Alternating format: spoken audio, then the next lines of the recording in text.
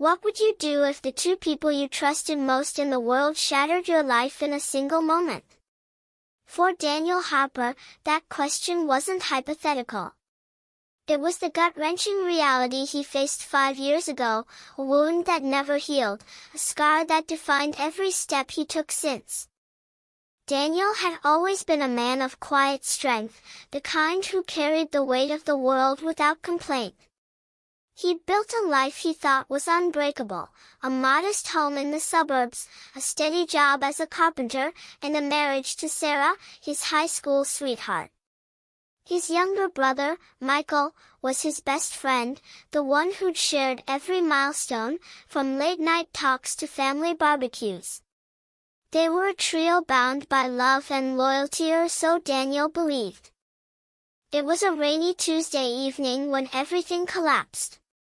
Daniel had come home early, his hands rough from a long day at the workshop, eager to surprise Sarah with takeout from her favorite diner. The house was quiet, too quiet, the kind of stillness that pricks at your instincts. He called out, but no one answered. Then he heard a muffled laugh from the bedroom. His bedroom.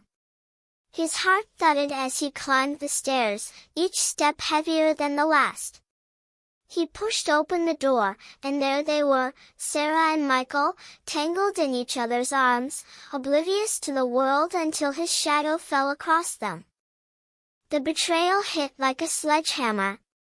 Sarah's eyes widened in panic, her voice stammering excuses, while Michael fumbled for words, his face pale with guilt. Daniel didn't scream or fight. He just stood there, frozen, as the life he'd known crumbled. "Get out," he said, his voice low, final. They tried to explain, but he didn't hear them. He couldn't. He walked away, leaving them to scramble for their things, and by morning, he'd packed a bag and left the house for good. Daniel cut them off completely. No calls, no texts, no second chances. He sold the house, quit his job, and moved to a small apartment in a gritty city 2 states away. He severed ties with mutual friends, blocked family members who tried to mediate, and built a wall around his heart. Work became his refuge, long hours at construction sites, where the ache of physical labor drowned out the pain in his chest. He didn't date, didn't socialize. He was a ghost, living for the grind, haunted by the past. Years passed, and Daniel convinced himself he'd moved on. The anger had dulled, replaced by a hollow acceptance. He'd learned to live alone, to find peace in solitude. But the past has a way of clawing its way back, doesn't it? One chilly autumn evening, as he sat in his dimly lit apartment nursing a beer, there was a knock at the door. He ignored it at first. Nobody visited him. But the knocking persisted, soft but insistent. When he finally opened the door, his breath caught in his throat. It was Sarah. She looked different, diminished. Her once vibrant auburn hair was dull, pulled back in a messy bun. Her eyes, once bright with laughter, were shadowed with exhaustion. She wore a threadbare coat, clutching it tightly against the cold. "Daniel," she whispered, her voice trembling. "I need your help." He wanted to slam the door, to shut her out like he had before. But something in her face, desperation, maybe, or something deeper, made him pause. Against every instinct, he let her in. She sat on his worn couch, her hands twisting nervously.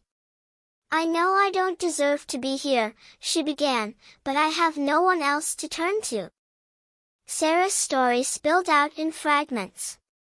After Daniel left, she and Michael had tried to make it work, driven by guilt and defiance. But their relationship crumbled under the weight of their betrayal. Michael spiraled into addiction, unable to cope with what they'd done. Sarah stayed with him out of obligation, but it drained her. They'd lost everything: jobs, savings, hope. Then, 6 months ago, Michael vanished, leaving her alone with a mountain of debt and a secret she hadn't shared with anyone: a daughter. A 4-year-old girl named Lily, born from their fractured union, now sick and in need of medical care Sarah couldn't afford. Daniel's mind reeled. A niece he never knew existed. A child caught in the wreckage of their past. He wanted to feel nothing, to send Sarah away and bury the pain again. But the thought of a little girl suffering tugged at something deep inside him, something he'd tried to kill years ago. That's when the twist came, unexpected and sharp. As Sarah spoke, Daniel noticed a figure lingering outside his window, a man, disheveled, watching them. It was Michael. He hadn't vanished, he'd been following Sarah, too ashamed to face Daniel but too broken to stay away. Sarah hadn't known he was there. When Daniel confronted him, Michael broke down, sobbing apologies, begging for forgiveness. He was a shell of the brother Daniel once knew, ravaged by guilt and addiction. The sight of him stirred a storm of emotions: rage, pity, and something like grief for the brother he'd lost long before. Daniel faced a choice. He could turn them both away, let them drown in their mistakes, and keep his walls intact. Or he could help, knowing it might reopen wounds he'd spent years sealing. He thought of Lily, innocent and caught in a mess she didn't create. He thought of the man he used to be, the one who believed in family, in second chances. He made his decision. He paid for Lily's treatment, dipping into savings he'd guarded fiercely. He didn't forgive Sarah or Michael, not yet, maybe not ever, but he gave them a lifeline. He set boundaries: they'd stay in a shelter, not his home, and he'd oversee the funds to ensure they went to Lily. It wasn't reconciliation, it was compassion, hard-won and bittersweet. Sarah and Michael left his apartment that night, their gratitude heavy with shame.